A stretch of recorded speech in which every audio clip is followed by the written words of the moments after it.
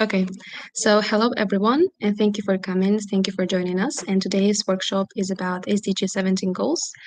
And today's speaker is Tony Lee Luen Len. He's expert in SDG and other 17 goals, and he's ready to share his experience, his knowledge with you.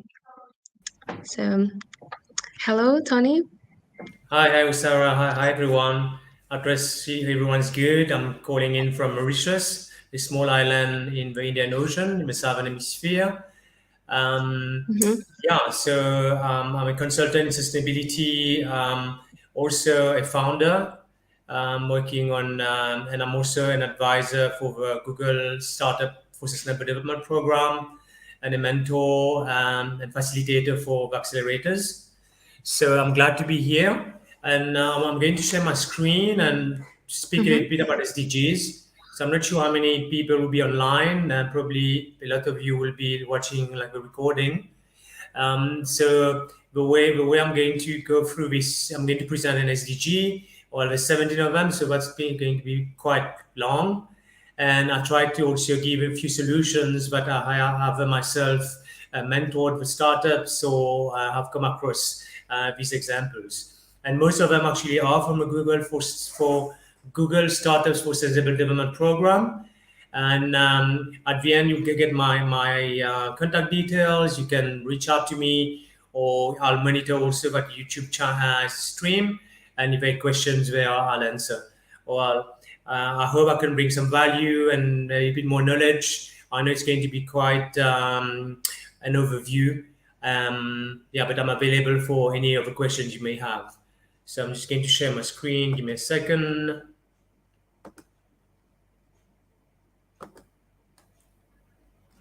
Okay.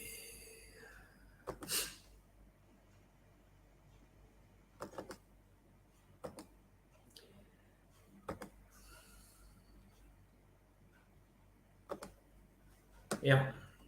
So yeah, I come from a company called Ecosis, and also from a startup called anAngel. And so let me give you a bit of context first.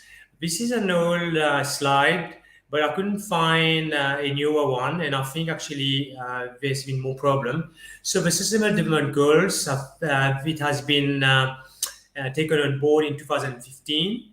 Before that, it used to call the Millennium Development Goals, and they changed it to SDGs to be a little bit more overarching, all-encompassing objectives that people can relate to. And the SDGs also have like metrics, so you got indicators and various indicators to know where we're going. So what I'm showing you here is according to UNEP in 2018, we needed something like $8 trillion. So, and a lot of it actually is missing. That's why we call it the financing gap. So, in terms of market, that's like an $8 trillion market that we need to invest into these programs for the Sustainable Development Goals. And if you look even like Africa, we need $1.5 trillion per year of investment needs, and we only have zero point 0.2. So we got 1.3 trillion missing. And this means if we're not innovative, by 2030, we won't reach these goals. And that's why I think it presents quite an opportunity for different technologies and technology founders and companies to go into the space to resolve some of the problems, so we can reach this we reach this sustainable development goal by 2030 and close this financing gap. So the way I'm going to be showing you the overview, so I'll go over the problem, and then also I'll show you the solution. So it's going to be 2 slides per SDG. I'm not going to go through all the different stats, and you can go through that. And I think we're going to share also this presentation, but just to get an overview. So starting with the first one, so no poverty. So we want to eradicate poverty and end poverty in all its forms everywhere by 2030. And there's been some issues now, obviously, and it pushed back during COVID-19. And it says that more than 4 years of progress has been erased. So we went backwards. And obviously, as we know, there's some problems now, also rising inflation, the problem of COVID, the impact of war. So things are getting more problematic. And the solution, so what are the solutions? I think when we talk about poverty, it's mainly related to access. So the solution would be access to anything. I mean, when we don't have any money, we poor, we might be living somewhere and we don't have access to lots of things like energy, like sanitation, like even to financial instruments. We can't even have a bank. So any solution that help with access is good. Digital financial inclusion. We've seen like microfinance, all these different type of solutions where, and obviously there are also people that take an advantage of poorer community in that. So security of that can be also a good solution. Local services, anything that's low cost is good. Now what we've seen also is a lot of pay-as-you-go services. So basically, instead of buying, say, in Africa or wherever, for a solar system to power some lights at your house, you just have it installed and then you pay as you use it. And then also that grows some of the local economies with installers, etc., etc. Cooking solution. So two example is Skill Lab. So it uses AI to empower job seekers, such as refugees, to integrate their skill sets in the market. And Donation Match is just a donation platform. There's many of them where it's a marketplace, a platform where you can find projects to give to and redirect money to their different NGOs. Zero Hunger, that's end hunger, achieve food security and improve nutrition and promote sustainable agriculture. So what we've seen, obviously, there are more and more problems with climate change, and that's causing a problem in terms of food security. Food prices have been known to be soaring by 47% from a 2020 benchmark. And obviously, this affects a lot of, like, I come from a small island development states, and obviously, the poorer and the more developing, less developed the country is, the more we suffer from that. And so, what are some of the solutions that we find in food security? Shelf life extension is meaning how to get the products longer lifetime.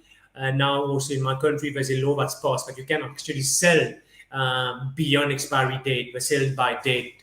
And what I see also a lot of in terms of that is some marketplace real-time exchange. We know who is doing which product, and then we know when the product is going to ready. So there's lots of less spoiled food, and they can go from the producer to the client very efficiently.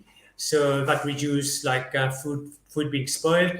Precision farming, well, obviously a lot of that. So to understand, like for example, the soil, how much water it needs, and there's lots of technological advancement regarding that. And obviously some of the examples are given are actually using remote sensing, satellite solutions for understanding the weather, the climate, etc., and to be able to manage the crops. Yeah, the drones, also indigo drones, they provide mapping and monitoring services to improve yields and reduce waste. So good health and well-being, I think that's been our very focus now since COVID. So it's to ensure healthy lives and promote well-being for all at all ages. And if you look at that, so there are like this infection has created a lot of problems, as you can imagine, to the economy, to everything, but that's given us a focus on our well-being over everything what we do. So there's been 15 million deaths. It says 22.7 million children missed basic vaccine in 2020. So even getting vaccines to the people is a difficult one. And obviously there's more and more people dying from infections that we can't control, or just because of poor nutrition and etc. So a lot to do there. What we've seen a lot during COVID also was digital health platforms like telemedicine, personalized medicine, access to medical services, access to even medication, how people get their medication. I've seen some example of having some of these lockers, dispensers, also come from South Africa. And then obviously, there's been a lot of progress in terms of AI, in terms of predictions, in terms of making less human mistakes in terms of diagnosis. Two examples, Flare, part of Google for Startup program. It offers software infrastructure and operational support for medical emergency response services. Emergency response is very, very important, because when you get your health service where you're having some problem like a heart attack, is very important. It's a matter of life or death. And Kindara is also digital health hub. There's many of them. This one is focused on fertility. Some of them are focused on mental health, etc. Yeah. So very sort of developing health platforms. But we've seen some challenges regarding the uptake of that, because of context, because of people used to go see face-to-face doctors, etc. And these come with some challenges also. Quality education, that's to ensure inclusive and equitable quality education and promote lifelong learning opportunities for all. Us moving to digital provides lots of different opportunities to be able to access knowledge. And obviously, we need to be able to connect to technology mostly, but some of these are also done through SMS. I won't go through the statistics, but not everyone has got the chance to have access to education, and technology can help there. Experiential learning. So we've seen also that not every people are fit to go through, or we can't practically go through a normal system. So there's experiential learning. So, and I think that's what skill labs also do a little bit about. You can do something, and we can frame it of what type of skills you've got from it, and have like things like digital CVs, etc.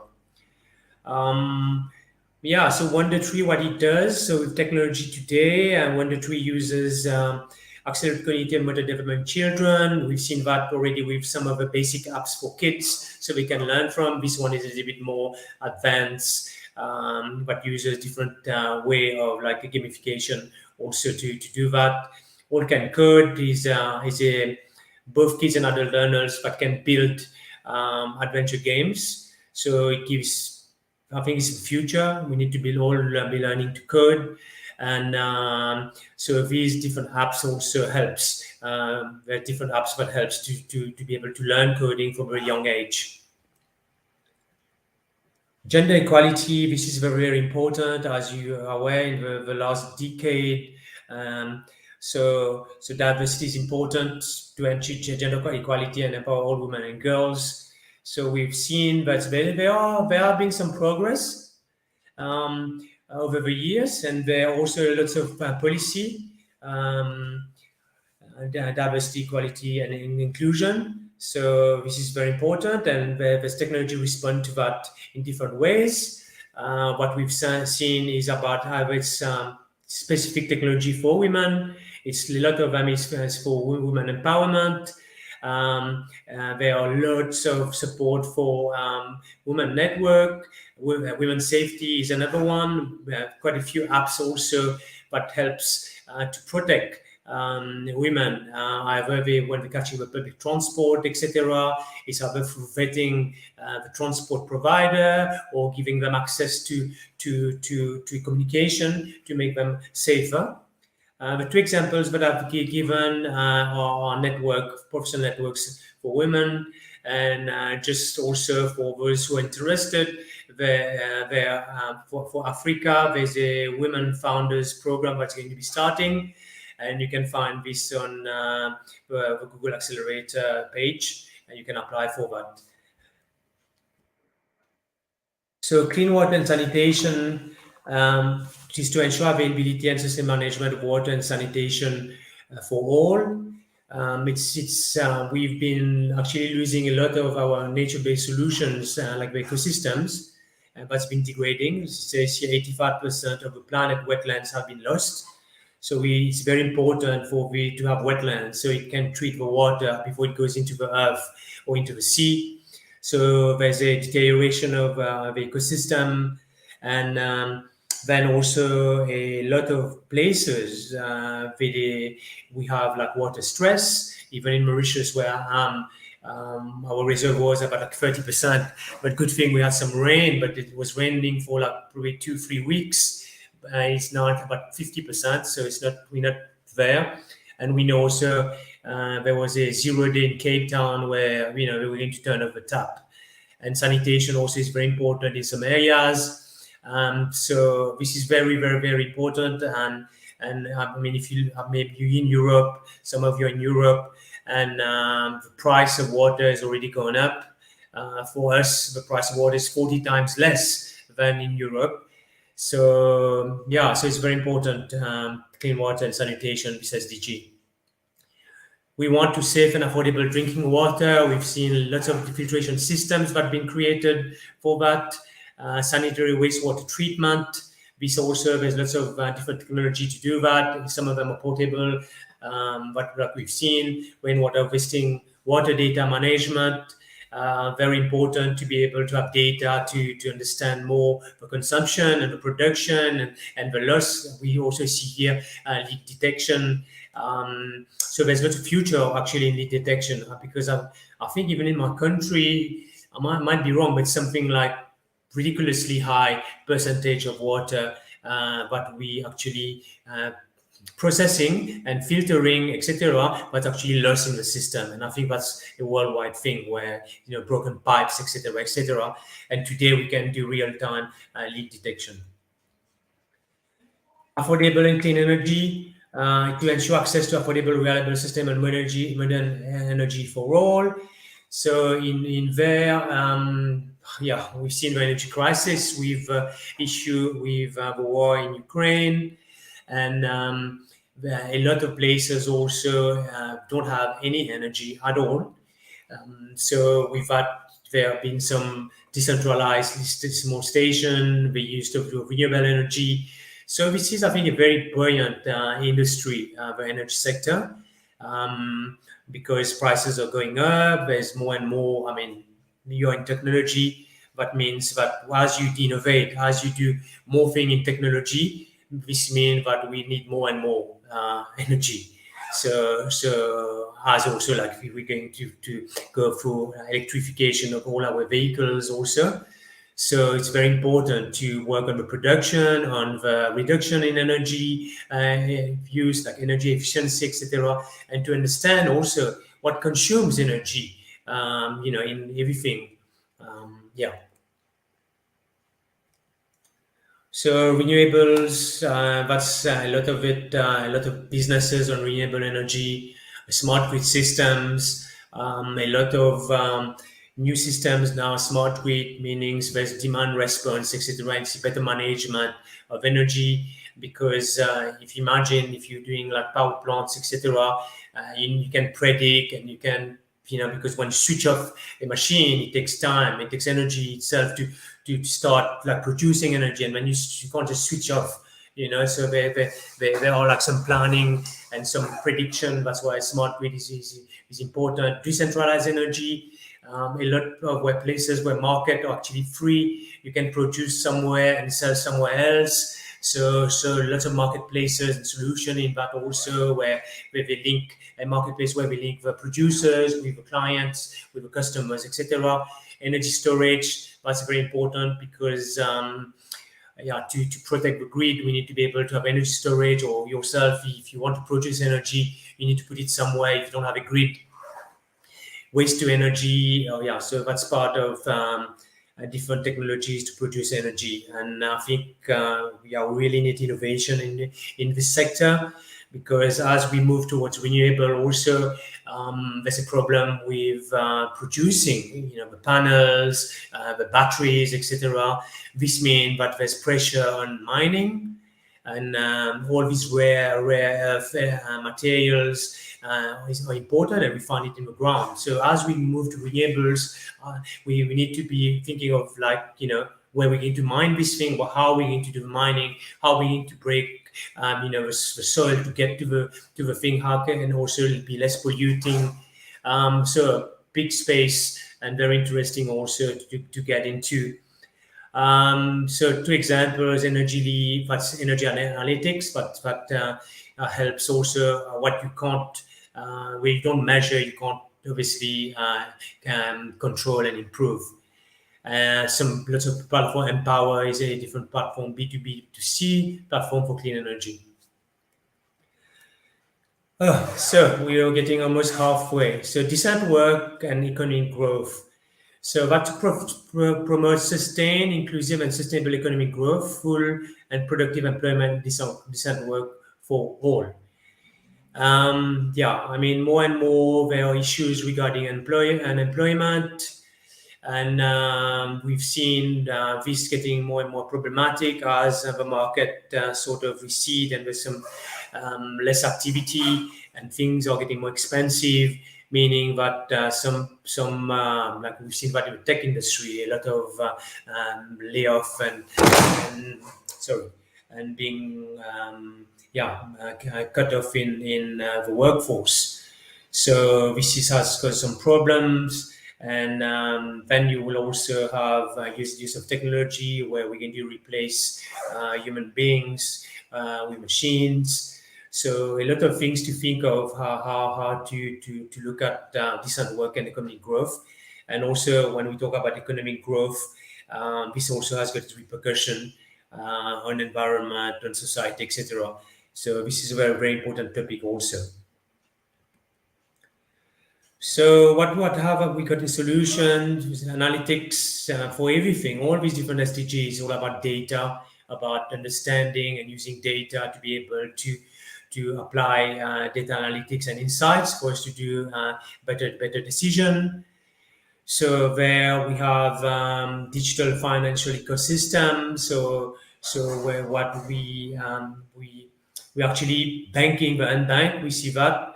And there's some also upcycling solutions that also works with information, where we know, like, for example, now we're doing what we call material passports for buildings. So we know exactly where the waste is going to be, and we can use like a circular economy to be able to upcycle, reuse these materials. So in terms of analytics, this is a remote sensing thing. OCO is a crop insurance. So basically, it uses satellite forecasting, web forecasting, to automate claim management, to be able to also real-time adjust the different premium, etc. So, and Yapu Solutions that provide digital tools to support financial institutions in developing countries to target the most vulnerable. So that's also with data and information about lots of different things about the market itself, about the risk, etc.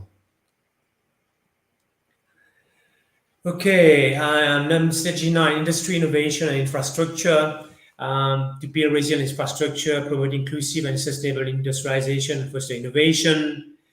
Global manufacturing has rebounded from the pandemic, but this is all left behind. So,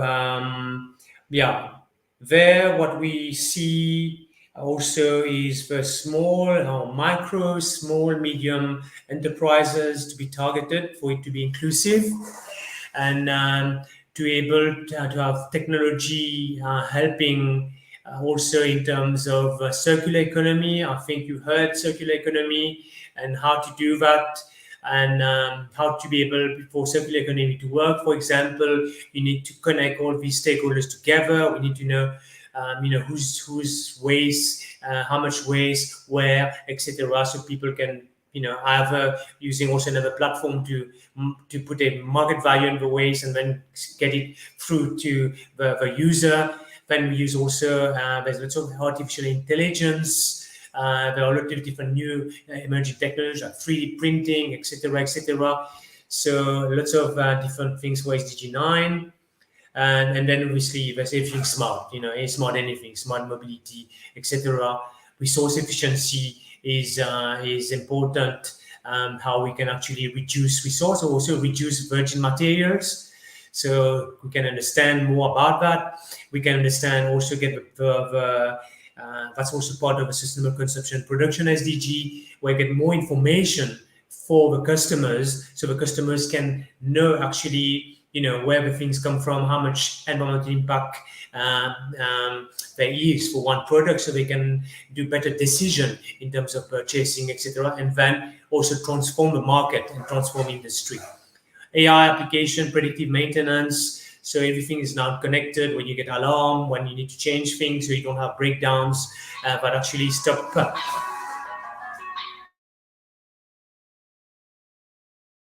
Oh, sorry. Apologies for that. And digital twinning, also there's genetic design. We've seen AI can do that, and digital twin of anything also is what's more used now. So I've read some design, I've read something that's there. Then we'll use like augmented reality to troubleshoot things. So digital twin is also a very important field of technology. What's used in industry, what's used like in different places, different sectors. So example of startup, Flare, way of operational support for medical emergencies. RED is just like also a platform where there's lots of research, a central repository of data, all about innovation, etc. So SDG 10, reduce inequalities. We need to reduce inequality within and among countries. We've seen some differences between the global north and the global south.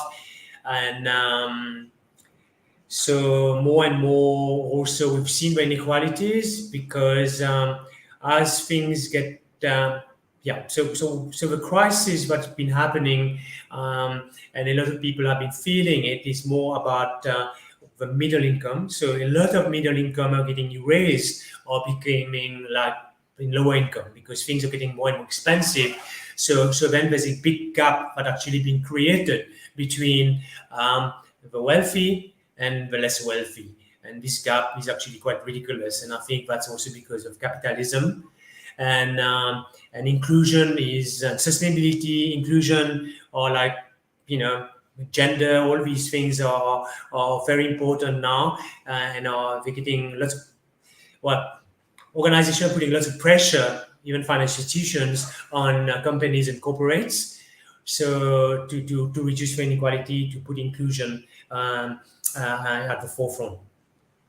So there's financial inclusion. This is one thing we speak about all the time because when you left out from the financial system, that's a problem. So lots of technologies are around for financial inclusion. More and more now also with technology like blockchain, fintech, etc. So lots of opportunities there.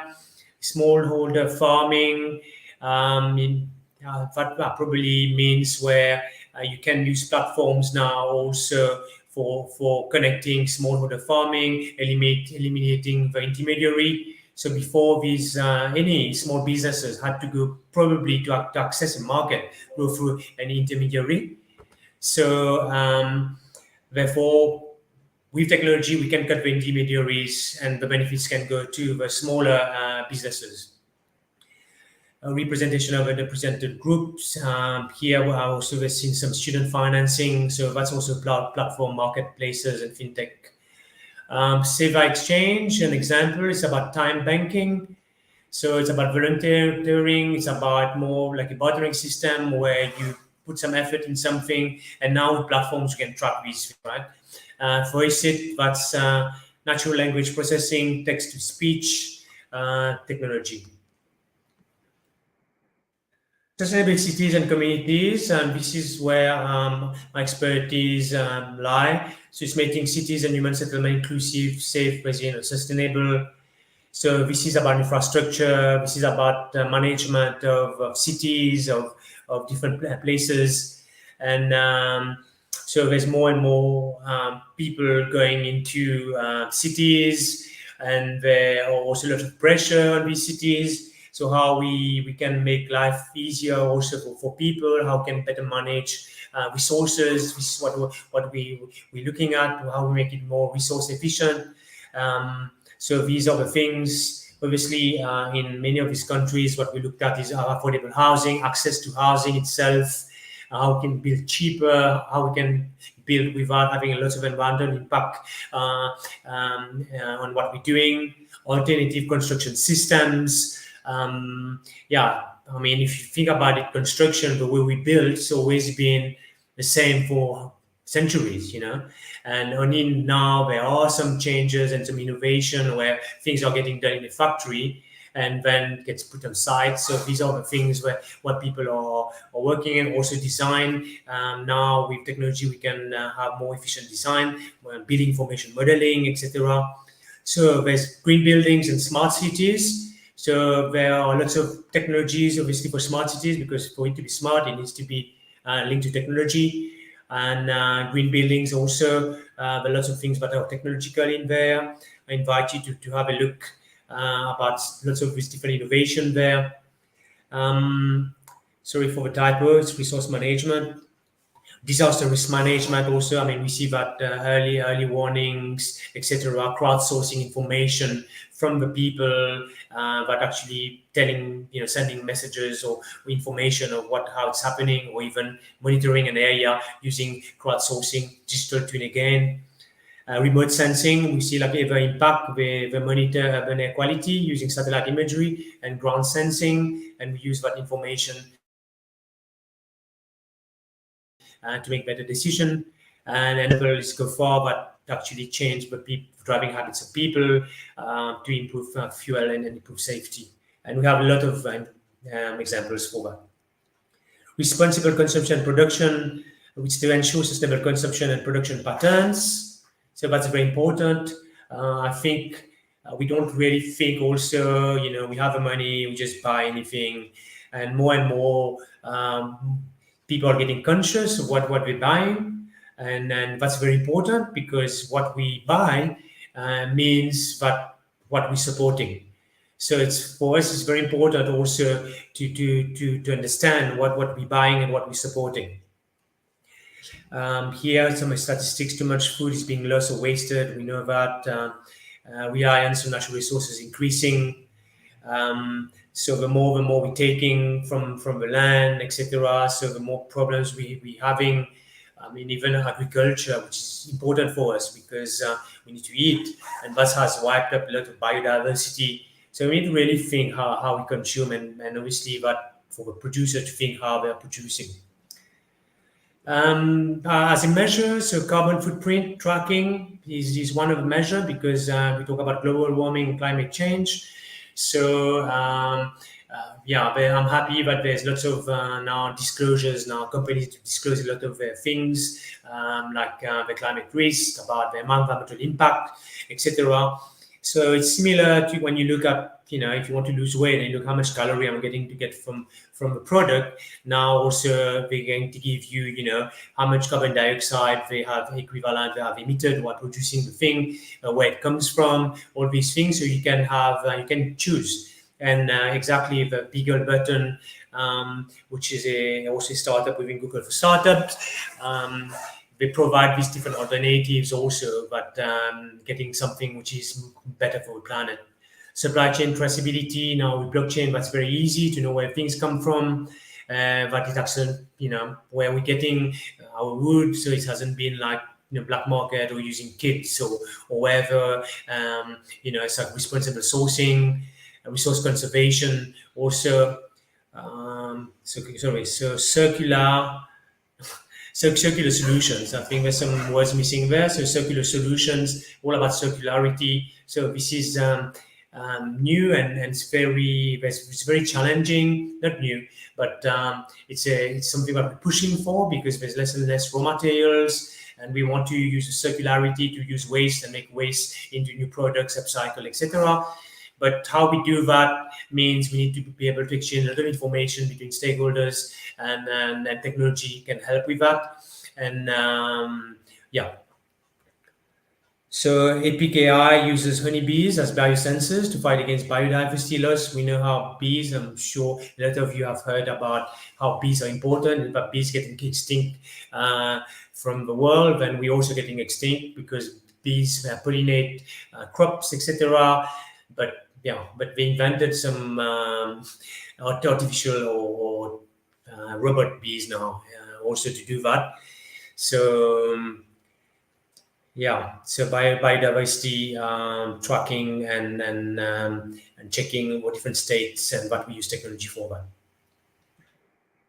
Climate action, that's very important. We see that I think there's about $100 billion pledged per year into climate action. I'm not sure if that has increased now for this COP, but now there's more and more money in climate because there's what we call loss and damage for countries that suffered. So there's lots of money in climate, anything to do with climate change and adaptation mitigation. So the point there is to take urgent action to combat climate change and its impact. We do understand also that as the temperature increase, that causes some problems, cyclones for us, drought in many places. I mean, yeah, and for us now, we've been experiencing a few days ago like torrential rain, like meaning that it rains, but it rains a lot of rain at once. So we didn't really have this type of situation. And then what happens is when infrastructure can't cope, so there's flooding everywhere, and lots of people lost their homes, etc. Yeah, so it's not a very pleasant thing to face climate change. There's wildfires, etc., etc. We do understand that. And one thing I need to mention about climate action is it's not linear. We say, okay, we need to keep the temperature below 2 degrees centigrade. But then, you look at our trajectory, it's, yeah, maybe it's wishful. But what I want to say, it's not linear. It's not that as the temperature increase, then there's going to be more and more of these sort of effects. There's something that called also the tipping point, meaning maybe if it goes from like 1.5 to 1.6, which is going to be wiped off because the ecosystem, won't be able to cope, and it's just going to be what we call a tipping point. So it's not a linear thing. We can hit something, and then we might not survive, unfortunately, and that's very real. I know there's some sort of people that deny all these things, but there's science behind it. There's always two sides of the story, but for me, there's no doubt, that is an issue. So there's digital tools for climate action, more and more, and then there's also big business in climate because there's carbon offsetting, and then with technology we can do that. Either it's about creating marketplace, either it's about monitoring. Because people say, okay, yes, I'm going to be planting like 1,000,000 trees, and I'm going to sell this carbon in the marketplace. And then they either don't plant the trees, or we plant the trees and no one looks after a week, and they all die, etc., etc. So people use technology for that, climate finance, and also with technology, what can happen is also to get access to smaller players. So lots of things that can happen there, lots of opportunities. Survey Surf, what do they do? So they use real-time technology to track climating and extreme events, and then when we use this data, obviously. And all for Eco, like a lot of different applications. What they do, they create more awareness, they create more education about a more eco-friendly lifestyle. We're almost there. Please bear with me. So the two other one is life below water and life above land. So life below water, to conserve and sustainably use the ocean, seas, marine resources for sustainable development. Well, it says here our ocean, the planet's largest ecosystem, is endangered. That's no news for us. Also, on land, also with biodiversity loss is ridiculous. How much of the different species are being wiped off the planet very quickly. Pollution, that's the one big thing, and lots of technology are about pollution and mitigating pollution. and climate change create acidification, etc.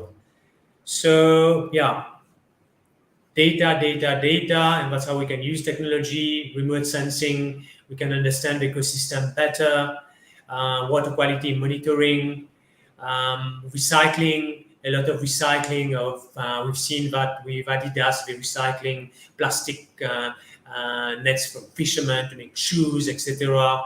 The intelligence again, sustainable aquaculture. Um, yeah, so aquaculture, now I see that we're using production of algae to produce energy. So how to best use also our ocean, sustainable fishing, management and tracking all the different fish species. What I've seen also is um, coral reef farming, all of the different things. And then when remote sensing, we've seen elliptic Earth also from Google for Startup. We use drone imagery to take pictures and we can see where the plastic is sitting, etc., to track the plastic pollution. There are also technology we can do crowdsourcing of information origin by ocean, read version of harmful algae. So when we recycle the algae to turn it into everyday goods. Life on land is to protect, restore, and promote sustainable use of terrestrial ecosystem, sustainably manage forests, combat desertification, and halt and reverse land degradation, and halt biodiversity loss. Big feat there. Big objectives to be able to do that. Because as the population explodes, we need more and more land to have houses. I think we call it social capital, and food, etc. So that's very tricky. And what sort of solutions for that? Remote sensing again to get more information to make better decision, quicker decision, real-time decision, use of nature-based solutions. So what we've seen, nature-based solution means we use what nature used to be doing and we replicate that on a bigger scale and we use nature to do things. One example of that would be instead of building all like these big drains that takes the water like for us, and that floods everywhere and get it off our site, when people use nature-based solutions and they, have water going to like some pond on our property or swales, what we call it, etc. So there are different ways of doing things, and it's very important to have these also low-tech technologies when you think about technology. Precision beekeeping, that's also like tracking, getting information from the movements, health monitoring, we went through that, wetland, wildfire detection, that's what Aurora Tech does, it monitors wildfire across the globe and can also predict. So when the fire starts, we can have like immediate response so it doesn't spread everywhere. So Earthly, I think what it is, I've been talking to them and they've been doing quite well also. So it's a marketplace where we have different projects, environmental projects where you can actually understand and you can track investment into these projects and then also have it monitored and evaluated. Yeah. Two last one. 16, peace, justice, and strong institutions. So, to promote peaceful and inclusive societies for sustainable development, provide access to justice for all, and build effective, accountable, and inclusive institutions at all levels. We see obviously more issues in developing countries, also issues in developed countries. I was actually at a all hands, we call it advisor all hands, and we spoke about this. It was very interesting to understand more about this SDG and also what are the different technologies in that. So technology can be used to bring information ahead, to connect the different stakeholders together, to have better collaboration, to have whistleblowers. Also, it's much easier to do that with technology. Threat monitoring, so legal knowledge gaps, so to get people to understand more, to be able to access like ombudsman, etc., to understand more about their rights. Social impact measurement, also local participation. More obviously today, when we talk about string institution, there need to be what we call stakeholders engagement. Before, in some economies, it was we decide, and when you do now, more and more, it's more important to hear the voice of the people. So AI for Gov, it was very interesting to hear about the initiative. So it uses AI technology, it empowers citizens, and we enable responsive action in the public sector. So I think lots of smart cities also are based with like bringing data from the grassroots up to the institution, and Get Checkup is designed to create a safe environment for police officers and citizens. The last one is partnerships, similar to the other one. So partnership for the girls, it's the last one that's very important SDG, and because without collaboration, without partnerships, it's going to be more and more difficult for us to get anywhere. So we need collaboration, public, private, civil society, collaboration to work on all these different SDGs. So it's to strengthen the means of implementation and revitalize the global partnership for sustainable development. For me, this is also my line of expertise, partnership, and I think there are lots of different problems, and a lot of time we know the solution, we know what we need to be doing, but the main problem is that we can't do it because we just don't know how to work together and how to partner together. Because you can imagine public sector and private sector, they have different agenda, different objectives, and how can they work together on something where if it's win-win or there's some trade-offs. So it's very interesting to me. That's why I think I've specialized in, because I think this is also like a solution to everything. Is how we better partner, how we better collaborate, how we partner efficiently and effectively. And with technology, it's easier because we can communicate, connect easier. We have data at our fingertip to be able to do things.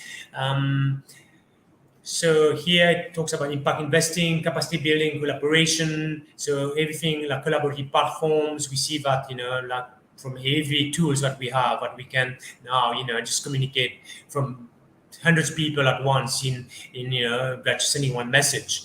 Multi-stakeholder technology platform, project management platform. So I'm ending up now. I've given, this is our startup that been working for a couple of years. Now we've done the proof of concept in Mauritius. So it's a gamified crowdsourcing crowdfunding platform. The idea is to be the number one app for doing good. Why I bring it here? Because it also acts as a central repository of information on social and environmental projects. So that's the whole idea, to have one repository where you have understanding of what's happening in whichever country, who are the players there, and with that, people can get together, work together. I mean, we've seen that in Mauritius, where people were working separately. Now, we've seen whatever each other is doing, so they can collaborate, and and also that gives knowledge to different sectors to understand what is happening in a specific country. We're actually launching now in South Africa, and and if our people interested to give a hand, it's a free app, and welcome. So a little bit of advertising on my side here. So thank you for your time. I think I had covered a lot of things. Hopefully, I've transferred some of my knowledge and experience to you. I didn't go through all these different stats and everything. You can have a look for yourself to understand, and that's freely available also on the UN website. But please do ping me. I'm on LinkedIn. You can connect with me. These are my email addresses. Please use any of them to get hold of me if you want me to. I'm happy to help you. If you want to bounce some ideas, test something, to get some insight, or even to use some of my network. Not a big network, but I do have a network. So if I can help you with anything, that would be a pleasure, because our mission and my mission is to co-create the world we want. A happy world where everyone can thrive together, and not at the expense so much of the environment. So thank you very much. Oisara, up to you. Yeah, thank you so much, Tony. It was a very incredible presentation of the SDG. You covered everything. Yeah, thank you so much. And so I guess, um, so I've got some questions about SDG. So, and the question is, um, which problem is the most solved among the SDG 17 goals? And conversely, which one of the 17 goals is the least solved one? So I couldn't hear you. There's actually, I think it's actually outside is what we call torrential rain. It's just like suddenly it's just like raining. Can you Mm, just go again? Which SDG? yeah, which Can one you of go the goals again? Yeah, sure. So, which one of the 17 energy goals is most solved? And conversely, which one of these goals is least solved one so far? Okay, so we had another problem. You got a little bit. You got. But I'll try to understand the question. So, which one of SDGs is more problematic and needs to be worked on, and which one Yeah, actually? yeah. Uh, Mm-hmm. yeah, I mean that's a good question. I think it depends on the context, and I think that's what we try to understand. Also, what we're doing with our app now is to be able to have a sort of to have to understand the landscape by we're having all these different projects for different like social environmental projects on our platform, so we can understand where there's more effort, where there's less effort, etc. So I Mm, think it's a very difficult question, and it depends on which country you are in. Obviously, developing countries, there might be more problems. Obviously there's more problems there, but compared to developed country. So developed country, they more might be concerned with other things, and then geopolitically also there might be more issues. Yeah, some people can't have access, like Europe is having less access to energy compared to other parts of the world, etc.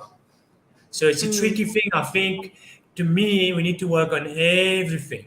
So we need to work on all these different things. There are lots to do.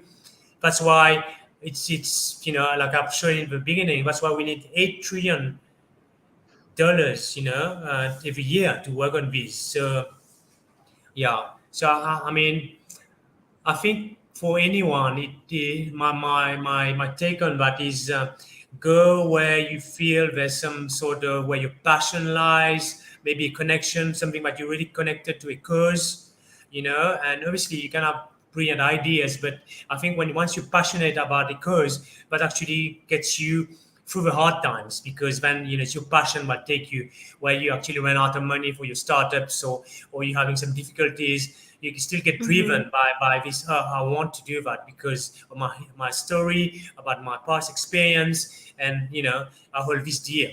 So yeah. mm-hmm. Okay, good. And another question is, so we know that the 17 goals, 17 SDG goals covers all of the part of our life. And I think that they're kind of social like projects. They're not commercial projects, and maybe it might be difficult to earn money, like because the money is important for startups because it's kind of full to work. And what would you recommend? What are the ways to monetize the startup? Hmm. Very, very, very good question. I mean, I see that all the time. Because when we talk about, say, for example, what we call like social enterprise, Mm-hmm. so when say like I was in Kenya, and they're taking people who are disabled to make out of slip slopes. Slip slopes. These like rubber thing you put on your feet, the slip slopes. Instead of throwing them away, so they recycle it and they make like little arty objects, and disabled people do that. So Mm-hmm. what happened is their business model when we do that. So it's not tech related, but the business model of the social enterprise is we make money selling these objects, right? So that's how Mm-hmm. they sustain themselves. Obviously, there are people that give them money, like donors, etc. But that's how they make it sustainable. And a lot of time, social enterprises uh, have this problem because they're actually solving a lot of different things, but they're not getting any income stream for that. And that's what Mm-hmm. actually I'm doing research at university at the moment, is how to create these different income streams for these social enterprises. Because, for example, I give an example with slip slop. So it's actually reducing pollution in oceans, because these things normally find themselves in the oceans, right? They're actually also employing disabled people. So someone should pay for that. Someone should pay for these ships that don't go into the ocean. Someone could pay also for them to employ disabled people. You know, and this is where I think we need to be innovative also, and hard to see what value we're bringing, either it's social, either it's Mhm. environmental, and who is willing to pay for that. And I think also we need to develop more and more of these type of financial instruments to be able Mhm. to give this, because a lot of these things that are done, they say, okay, you can go to an impact investor, Yeah. but impact investor also they're looking a lot about return on investment and a bit of impact. I yet to find an impact investor that's only interested in impact. They're always also interested in their income. A lot of them also do. I'm not generalizing, but some of them put it that way. They use the term impact investment a bit like Mhm. greenwashing. They don't really care about impact. They just want to get the money, and they call it impact investment to get more investors or general partners, limited partners to come into their funds, etc. So yeah, it's a very tight one. I mean, because I see that from our own experience. Because we at the moment we're not monetizing our platform, and when you want to get funding, you need to go to VCs, and VC Mhm. venture capital is only about income, and when you try to explain to them, but yeah, we're not making so much money, but we're saving lives. I mean, lives actually is valuable. How can you we save lives, we save lives of people, we improve their well-being. Yeah, it's not monetary, but that's more money, more in terms of value for me, at least. It's more valuable than making like $10 extra for an already rich investor. So I think we Mhm. have a big problem there, and yet we need to crack this problem and see how we can actually channel money to these for good tech for good projects. And I think this is where I'm concentrating on also, is to see what are the solutions there, because when you tech for good, a lot of time it's very difficult to make a lot of money for a VC to be interested in you. And how can Mhm. you raise more of this sort of responsible impact capital? And this is the tricky part. But Yeah. yeah, so I'm working on this thing. I'm looking at different financial instruments that can do that. Doing a lot of advocacy also, to see, Mhm. how we can do that in a capitalist world. Because when you look at grants, the problem with grants, we've seen that with NGOs. So you can get money from grants, but then grants, when the grant finishes, then what do you do? You need to be sustainable. Mhm. So you can't just say, okay, I'm closing my initiative because of my grant, or and grant funding also, aid money also has declined with COVID, etc. So yeah, it's a tricky thing, and how we boost this tech for good is a very interesting thing. Yeah, but that for me, the Mhm. solution will be support from giants like Google. I mean, Google is already doing a lot of things, but maybe also investing more. I see there's some program for Googlers to invest also. So I think we need Mhm. to and get more development financial institutions to put money, rather than, oh well, it can be through government, but also to look at some of these programs where it's for doing good, and channel money there, because a lot of money is channeled from the development financial institutions to the government, and the government see how they're going to spend it, and Mhm. sometimes it doesn't go into the research and development and innovation sector. Yeah. Yeah. So very Sure. tricky. As you can see, I've got a lot to say about this. Yeah. That's very good.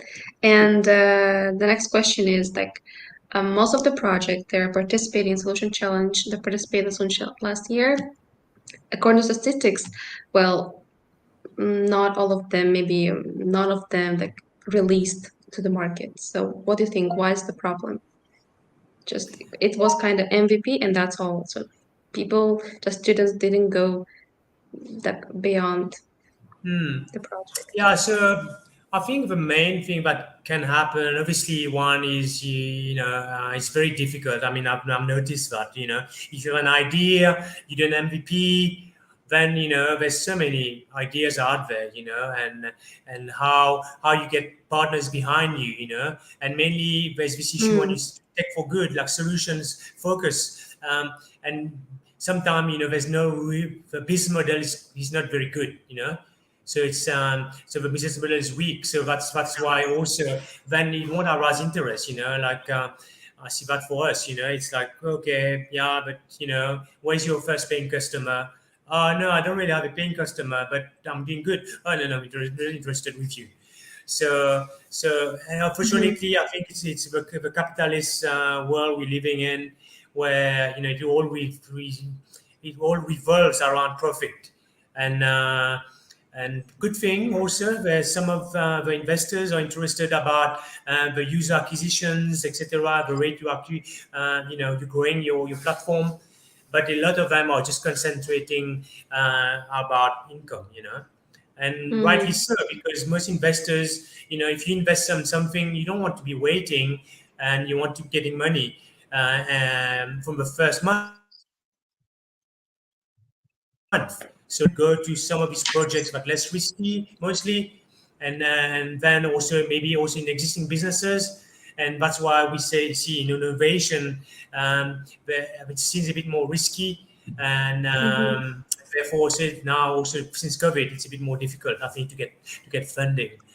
But yeah, so I mean, I'm saddened by the statistics that you told me. But a lot of these MVPs actually, couldn't get through to the real world and to develop better.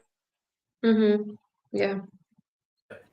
So for that, I think we should go around collaboration, and and then also to look at all these different means of bootstrapping in a way to share resources. There's lots of ways of trying to do things with limited resources also.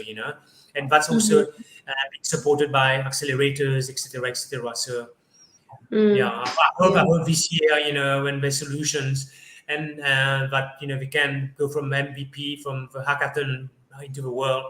I think also with the help of Google to really how do you say that, put the light on all these solutions and get it out there. And I think that's very important also, to mass send like communication to a wide network. And then we can see this, but then for all not to be lost, maybe also like a repository of all these ideas. Don't know if you have something like that, like a database of like last year's, and all these Mhm. things, a page on each. So someone is interested in or contact yeah.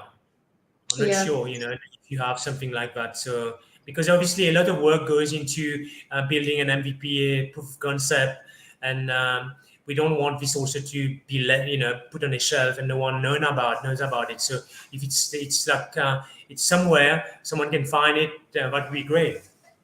And then Mhm. people can see, oh, I had the same idea. Okay, we've done it already 3 years ago. Let me get hold of these people.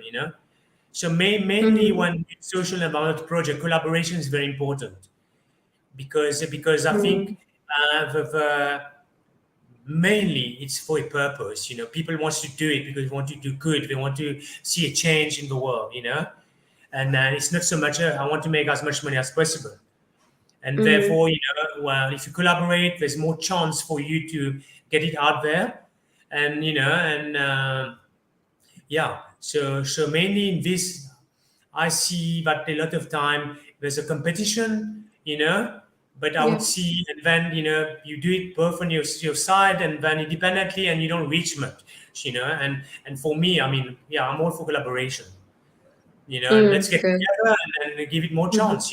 Yes, I'm cutting everything in half.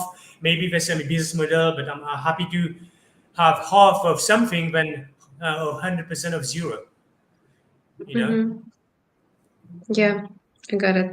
So thank you so much, Tony, for this workshop. It was incredible. So, and guys, if you have any question, you can contact Tony. So we can leave his email and LinkedIn also. So Tsena, thank you so much again. And Thank you. Thank you, Sarah, yeah, for moderating and for your questions and thank you for having me. Really, it's really assisting in a way. But please, I'm available if you want. Anyone wants to reach out to me and speak to me about something. Yeah, just ping me. Thanks so mhm, much. thank you. So All the see very you best. next time workshops. Yeah. Mhm. Cheers. Yeah. Thank you. Cheers. Bye bye.